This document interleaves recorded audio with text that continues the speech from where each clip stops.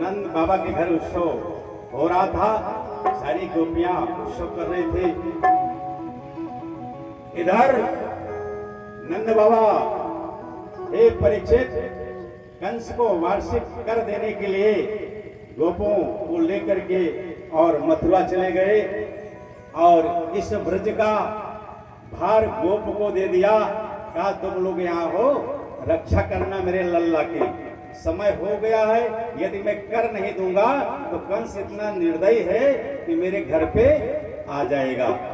यहाँ से कर देने के लिए निकल गए। गोपान गोकुल रक्षकाय निरोप्यम मथुरागते नंद कस्यवासिक्य करम दातो करोदनम तु वसुदेव उपसुतो भ्रातरं नंदमागता ज्ञात्वा दत्तकरं राज्ञे यगोत्ततयोशनं तं दृष्ट्वा सहसोऽय देहा प्राणविलागतं प्रीतप्रियतनं दोल्भ्या सर्वजो प्रेम विहला। हे परीक्षित, भगवान नंद बाबा जब चले गए तो इधर कंस ने अपनी कमेटी बना करके तय कर लिया कि किसको ब्रज भेजना है। मेरा दुश्मन नारद ने बताया है कि तुम्हारा शत्रु पैदा हो गया, और माया ने बताया कि तेरा काल पैदा हो गया है। अरे मंत्रियों, तुम क्या कर रहे हो? बोले महाराज, महाराज बताओ। कहा माया तो हमसे झूठ बोल गई। क्या बोले महाराज? उसने कहा कि तुझे मारने वाला पैदा हो गया है। ये बताओ। बोले क्या? कहा देवकी के 8वें गर्भ से ही मेरी मृत्यु लिखी थी। बोले हाँ, और जिसे 8वां गर्भ ही तो मैंने अपने हाथ से उठा के पटका। तो जब 8वां गर्भ मेरे शत्रु का था, मैंने लड़के का था, तो एक कन्या कैसे पैदा हो गई? पत्रकार साहब ध्यान सुनिएगा। जब 8वां गर्भ माया ने बताया कि 8वें गर्भ से मृत्यु होगी, तो 8वां तो विष्णु मेरा होगा, बालक के रूप में आया। ये कन्या कैसे आ गई? इसका मतलब 8वां गर्भ वो बच्चे वो लड़के का नहीं था, कन्या का ही था, और 8 से ज्यादा हो नहीं सकता था। ये कैसे हुआ? अब मंत्री आपस में करने लगे। कहा महाराज पहले भेज करके जो माया ने बताया वो भी सत्य है, जो नारद ने बताया वो भी सत्य है। ऐसा करो जितने बालक पैदा हुए हैं 6 महीने के अंदर सबको मरवा दो।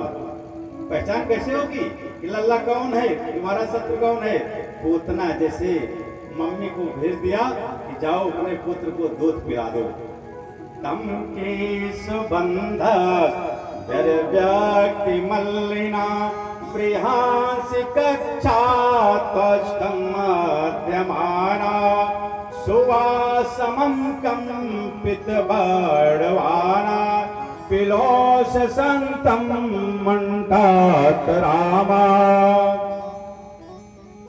देखिए, यदि आपके अंदर की भावना बड़ी कलुषित है तो भगवान वास्तव में उसका दंड देंगे। जैसे आपकी भावना वैसे आपको फल मिलेगा। अगर अंतःकरण आपके शुद्ध है तो आपको फल अच्छा मिलेगा, अंतःकरण आपके गलत है तो निश्चित रूप से आपको दंड मिलेगा। तो उतना माई आई और खूब बढ़िया श्रृंगार कर लिया। उसे तो भैया वरदान था कि जितनी सुंदर हो सको उतनी सुंदर हो जाओ। तो उतना आकर के वायु मार्ग से खूब बड़ी सुंदर शरीर बना लिया, और सुंदर शरीर बना करके आ गई भगवान के पास। कौशल्या जी यशोदा जी जान नहीं पाई ये जो है कोई और नहीं पूतना है। इतनी दिव्य सुंदर स्त्री बन गई। जैसे किसी को बच्चा होता है तो गांव देश की सब महिलाएं आती हैं तो सबको पहचानना मुश्किल हो जाता है। तो यशोदा जी नहीं पहचान पाई। सोची होगी कोई बड़े के घर की है, खूब सजी है, खूब धजी है, खूब गहना पहनी थी। उसके बाद गई हे परीक्षित, तो भगवान के पास गई और भगवान से कहा कि आओ बेटा आओ, मैं तुम्हें अपना दूध पिला दूं। अपने बेटे को कोई विष नहीं पिलाता, लेकिन कहा कि आओ तुम्हें मैं दूध पिला दूं। ये नहीं बताया मेरे स्तन में विष है। दूध पीने के लिए भगवान जब दूध कह दिया तो वही रिश्ता भगवान ने माता का जोड़ लिया। जब आपने कहा कि मैं दूध पिलाऊंगी तो भगवान ने कहा ये तो मेरी माता हो गई।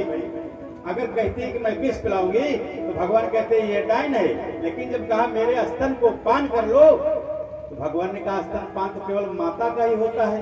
आओ माता जी आओ, मैं स्वागत करता हूँ और स्तन पान मैं अवश्य करूंगा। हे परीक्षित, पूतना। अच्छा, आध्यात्मिक कथा आप सुनिए जरा। जब इसे भेजा गया तो बताया गया कि सारे बालकों को मार दो। पहचान कैसे करोगी?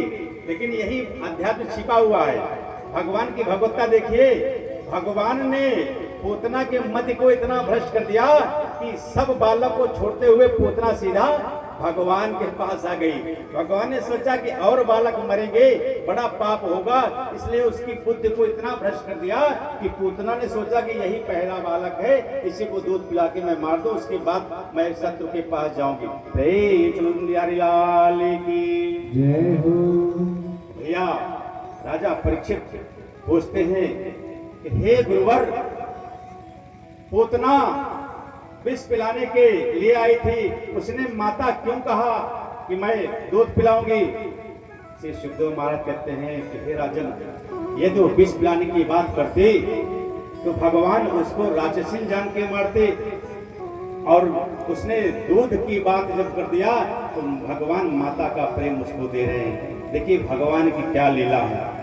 ब्रजंतव्यम वैकुंठम अशेषम तम श्रियापते। भगवान के पास गई, भगवान को लेकर के जैसे ही अपने स्तन को भगवान के मुख में डाला, भगवान ने कहा कि अब तो मुझे पीना ही पीना है, लेकिन मैं माता का दर्द, जो पुत्र का दर्द माता तुम्हें मैं नहीं दूंगा। भगवान को क्रोध आया। हे परीक्षित, जब क्रोध आया तो उस क्रोध से, इस भाव से जो है रुद्र का अवतार हुआ।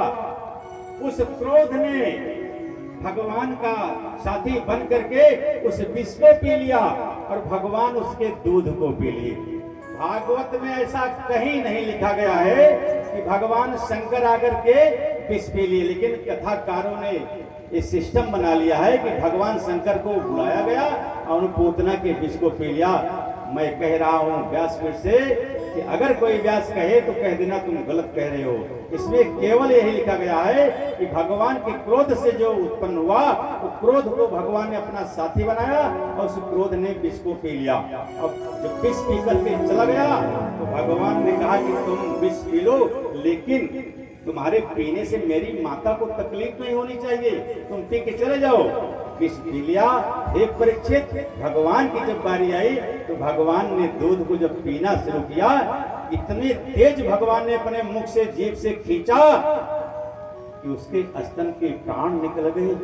चिल्लाने लगी, छोड़ो छोड़ो छोड़ो, क्या कर रहे हो। भगवान ने कहा, मैया, जिसका मैं हाथ पकड़ लेता हूँ फिर दोबारा छोड़ता नहीं हूँ, तुम्हारा तो मैंने स्तनपान किया है, अब मैं सोच रहा हूँ दोबारा मौका ना मिले स्तनपान करने का, इसलिए मैं पी रहा हूँ। भगवान हे परीक्षित, भगवान ने स्तनपान करके स्तन के द्वारा उसको प्राणांत कर दिया। पूतना मर गई। पूतना मरने के बाद इतनी लंबी चौड़ी पूतना थी कि 10 कोस के अंदर जो है पेड़ पौधे घर सब गिर गए। उसके बाद भगवान ने गोपों को साथ में लेकर के अब पूतना को काट दिया, काट करके चिता बना करके जला दिया। हे परीक्षित, भगवान से जो दुश्मनी करता है, सतता करता है, भगवान उसको वैकुंठ लोक देते हैं। भगवान की लीला तो देखिए क्या है। पूजा करने वाला कहते हैं मैंने पूजा किया, आपने मुझे दुख दिया। जो आपसे सतता करता है उसको आप वैकुंठ देते हैं। क्या आपकी माया है। तो भगवान कहते हैं कि जो जिसकी जैसी भावना होती है उसी हिसाब से मैं उसको फल देता हूँ। उसकी भावना थी सत्ता की, इसलिए सत्ता से भी मैं खुश हो जाता हूँ। हमसे चाहे हमसे आप सत्ता कीजिए चाहे मिथ्या कीजिए, लेकिन एक गुण आपके अंदर होना चाहिए। अच्छा, हम सब के पास क्या है पड़ेगी, हम सब तीनों गुण में संपन्न हैं, रजोगुण, तमोगुण और सतोगुण। एक गुण में यदि आप रहेंगे, भगवान को डेली आप लाठी मारिए, भगवान को डेली गाली दीजिए 1000, लेकिन डेली दीजिए, भगवान आकर के आपके पास खड़े होकर कहेंगे बोलो भक्त क्या तुम्हें चाहिए। और भगवान की भक्ति कीजिए, केवल भक्ति कीजिए, फिर किसी को याद मत कीजिए आप, तब भगवान आप मिलेंगे, आपको मिलेंगे। दशानन रावण ने क्या कहा था, रावण ने कहा मैं आपकी भक्ति नहीं कर सकता क्योंकि मुझे आपने तमोगुण में पैदा किया है, और तमोगुणी कभी राम राम नहीं करेगा, हमारे मुख से राम आएगा ही नहीं क्योंकि मैं तमोगुणी हूँ। तो बाबा गोस्वामी लिखा, हुई है ये भजन तामस देहा, हुई है ये भजन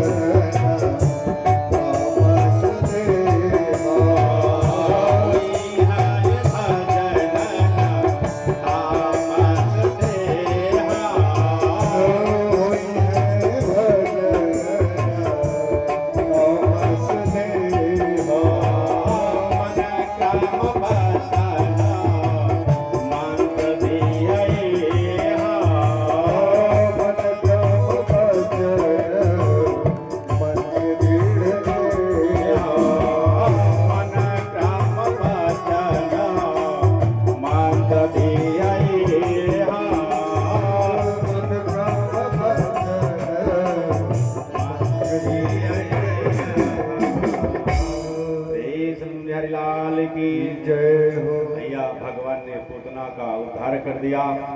इधर मैया जी भगवान श्री कृष्ण को नहलाया और भैया फूंक मरवाया, कह रहे कौन कौन ये राक्षसी थी जो मेरे लाला को अपने गोद में ले लिया? हो सकता है छोड़े से मेरे लाला को कुछ हो ना गया हो। बुला लाओ, जाओ पंडित जी को थोड़ा झाड़ फूक कर दे। अब पंडित जी भी आ गए भगवान को जानने। भगवान हंसने लगे, बताइए हमको झाड़ रहे हैं। एक बार एक तांत्रिक जी ओझा अपने सर पे जो है वो टोकरी में लेकर के जा रहे थे भूत। तो नारद जी मिले, कहे भैया क्या ले जा रहे? अरे कहे तुम क्या जानो, मैं ओझा हूँ, सोखा हूँ। अरे भैया बताओ तो क्या लेके जा रहे हो? अरे मैं प्रेत लेके जा रहा हूँ, घर का निकारा कर रहा हूँ। कहें प्रेत कैसा होता है प्रेत? तो कहा अरे तुम जानते नहीं हो, तुम जाओ संत महात्मा हो। नारद ने कहा मैं हाथ जोड़ा हूँ, मुझे दिखा दो उस प्रेत को। कैसे प्रेत होता है जिसको आप लेके जा रहे हैं? जब वो अपनी जो है सर से उतार करके दिखाया तो उस बत्ती में भगवान श्री कृष्ण की मूर्ति दिखाई दिया। नारद ने मन ही मन भगवान को प्रणाम किया कि हे प्रभु, आप इस जो है टोकरी में जा रहे हैं भूत बन के, आप भूत बन के जा रहे हैं। अज्ञानी व्यक्ति नहीं जान पाता कि भगवान ये भूत है, ये प्रेत है। अरे भगवान ही भूत है, भगवान ही प्रेत है, भगवान ही इंसान है। भगवान किसमें नहीं है? प्रत्येक जीव में भगवान विद्वान है। इसलिए श्री राम में सब जग जानी, करहु प्रणाम जोर जुग बानी। बाबा गोस्वामी ने किसी को नहीं कहा कि ये फले हैं, फलाने हैं, ये है।